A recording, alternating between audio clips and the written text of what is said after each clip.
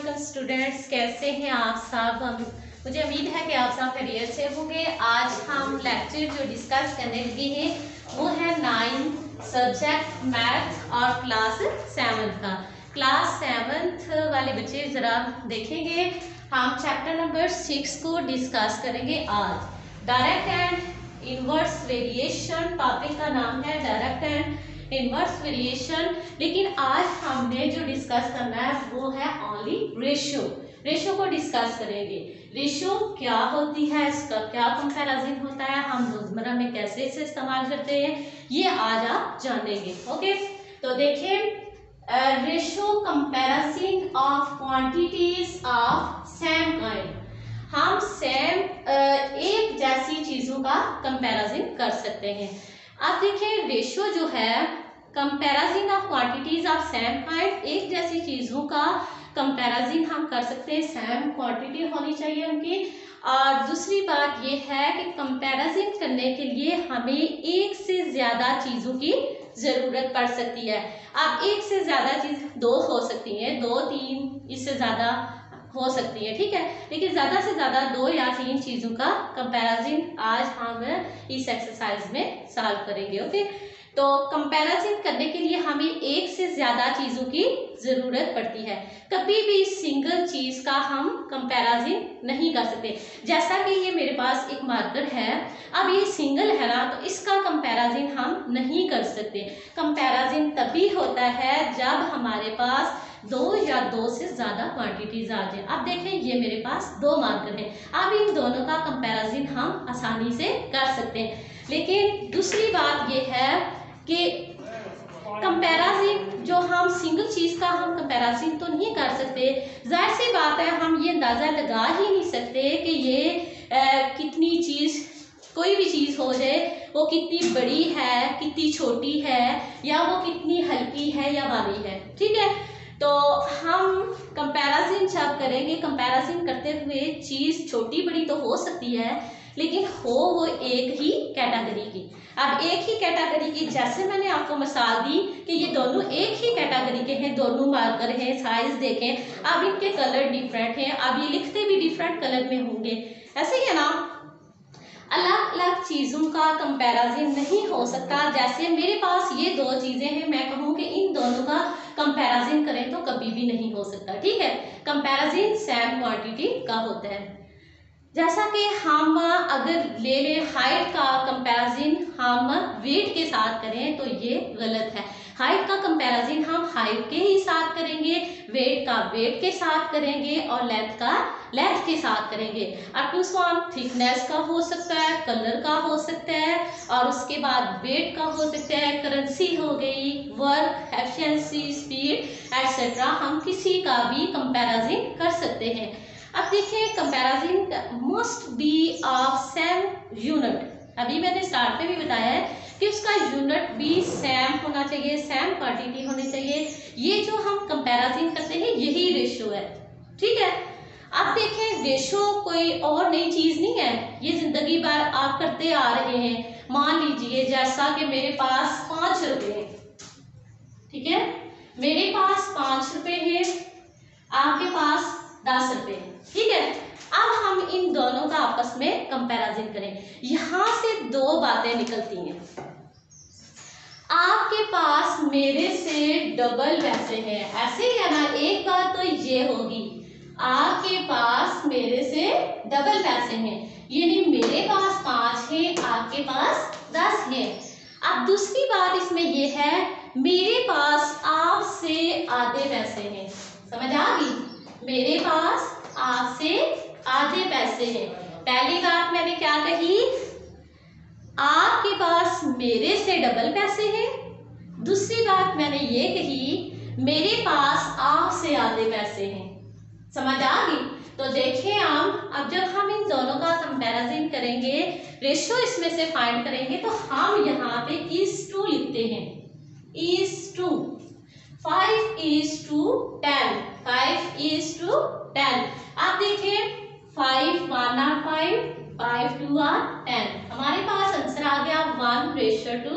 हमने एक ही टेबल के साथ इसे कैंसल आउट कर दिया है। 5 1 और 5 5 and 5 2 are 10। आ गया 1:2।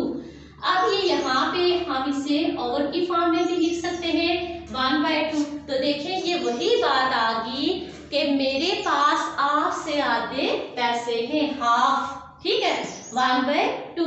तो अगर मैं ये निकालूं, ऐसे भी तो कर सकती हूँ ना कि हाफ वाले पैसों में से अपने पैसों का कंपैरिजन करूं। तो देखें 5 1 are 5, 5 2 are 10, आंसर आ गया 2। तो ये हम कह सकते हैं ना कि मेरे पैसों से आपके पैसे डबल हैं। देखें यहाँ पे 2 आ गया। बात क्लियर हो गई है? यही है रेशियो, समझ आ गई? इसी को हम रेशियो कहते हैं।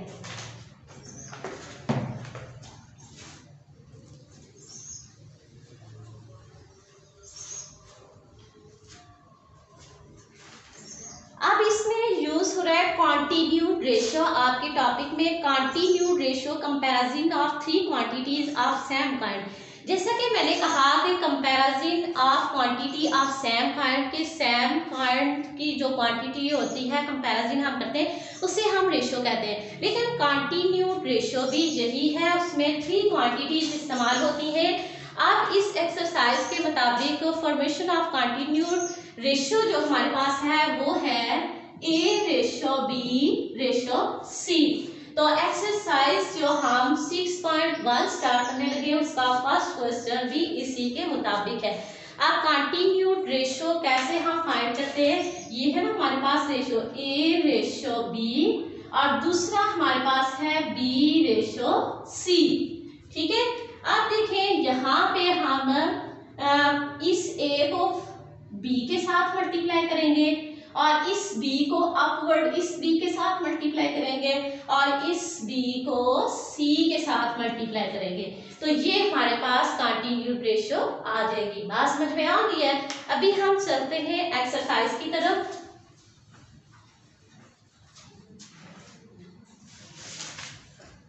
एक्सरसाइज में लिखा हुआ है solve the following A:B is equal to exercise 6.1 और इसका क्वेश्चन नंबर 1 है सॉल्व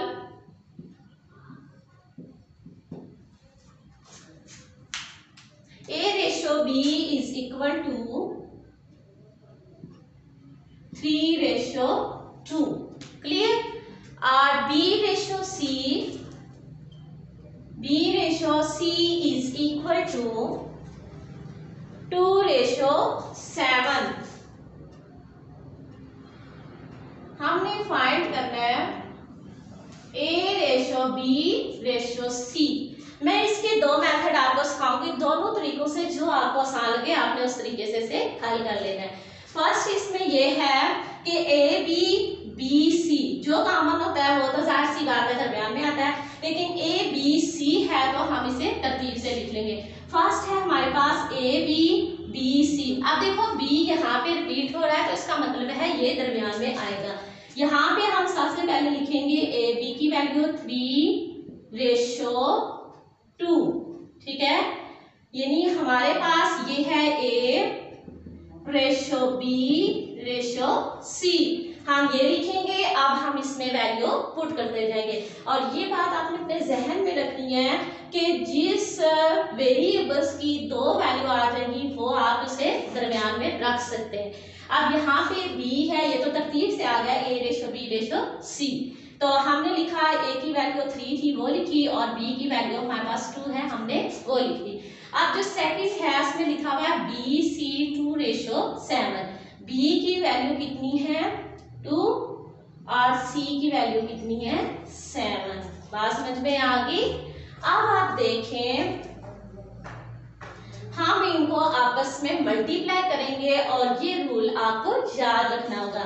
इस 3 को हम B की सेकंड वाली वैल्यू के साथ मल्टीप्लाई कर देंगे, ठीक है। 3 2 are 6 यानी 3 मल्टीप्लाई 2 कर देंगे। फिर हमने B को B से ही मल्टीप्लाई करना है 2 मल्टीप्लाई 2। फिर B की फर्स्ट वाली वैल्यू को C की वैल्यू के साथ मल्टीप्लाई करना है तो ये हो जाएगा 2 मल्टीप्लाई 7। क्लियर हो गया? नेक्स्ट देखें, अब हम इनको मल्टीप्लाई कर देंगे। 3 2 are 6, 2 2 are 4 and 2 7 are 14। Clear हो गए यहाँ तक। नेक्स्ट देखें, अगर ये वैल्यू रिड्यूस हो सकती है तो हम इन्हें रिड्यूस कर देंगे, एक ही टेबल के साथ कैंसिल कर देंगे। देखा सारे इवन नंबर है, 6 is a even number, 4 even number and 14 last में 4 है, तो इट्स मीन ये भी क्या है, इवन नंबर है। जब इवन नंबर आ जाए तो हम डायरेक्ट इस पे 2 का टेबल अप्लाई कर सकते हैं। अब इसे हम डिवाइड कर देंगे, डिवाइडेड बाय 2। जब हम 2 पे इसे डिवाइड करेंगे तो ये हो जाएगा 2 3 are 6, 2 2 are 4, 2 7 are 14। हमारे पास आंसर आ गया 3:2:7। अब देखो 3 इज ऑड नंबर, 7 2 भी ऑड, 2 तो प्राइम नंबर भी है और इवन नंबर, और 7 इज ऑड नंबर। अब इन तीनों पे कोई भी टेबल अप्लाई नहीं हो सकता, इसका मतलब है हमारा आंसर यही है 3:2:7। ये हमने ए बी सी की वैल्यू फाइंड कर ली है। क्या आंसर आया हमारे पास, 3:2:7। ये था इसका फर्स्ट मेथड। अभी मैं सेकंड वाला भी आपको बता देती हूँ। जब आप यहाँ पे लिखेंगे ना A:B:C, फिर आपने क्या किया कि इसकी वैल्यू थी 3:2 और फिर BC की वैल्यू है 2:7। समझ आ गई? जैसे क्वेश्चन हमें बताया गया था हमने उस तरह लिख लिया। अब यहाँ पे जो मल्टीप्लाई करने वाला तरीका है, यहाँ पे तो आपने देखा मैंने एरो लगा के बता दिया कि इसको इसके साथ मल्टीप्लाई करना है, इसको इसके साथ, और यहाँ से इस तरह करना है, ठीक है। तो अब नेक्स्ट वाले में देखें, यहाँ पे ये जो b है, b की तो दोनों वैल्यू हमारे पास है, लेकिन b की जो सेकंड वाली है उसके सामने a वाली वैल्यू नहीं है, तो हम क्या करेंगे, उसकी सामने वाली वैल्यू जो होगी वो हम यहाँ लिख देंगे। बात समझ में आ गई है? ये जो 2 है ना, इस जो सामने वैल्यू होगी उसको हम उस तरह लिख देंगे। अब ये 2 है ना, तो हमने यहाँ पे 2 लिख दिया। अब ये b के सामने c वाली स्पेस है ना, यहाँ पे कोई वैल्यू नहीं है, तो b में जो 2 लिखा हुआ है वही हम c में लिख देंगे। अब हम इन्हें चाहे अपवर्ड मल्टीप्लाई करें चाहे डाउनवर्ड मल्टीप्लाई करें, हमारा आंसर वही आएगा। देखिए जरा, 2 3 are 6, 2 2 are 4 and 7 2 are 14। देखिए जैसे हमारा ये आंसर आया था 6 4 and 14। बात क्लियर होगी? अब देखिए 6 4 and 14 हमारा आया था, तो यहाँ पे भी 6 4 and 14 ही आया। अब हम मजीद इसी तरह इसको सॉल्व करेंगे, एक ही टेबल के साथ कैंसिल कर देंगे और जैसा हमारा ये वाला आंसर आया है सेम उसी तरह आ जाएगा। बात क्लियर हो गई है? ये दोनों मेथड है, आपको इनमें से जो भी इजी लगे आप आसानी से कर सकते हैं। अब इसी का मैं कोई एक और पार्ट आपको समझा देती हूँ।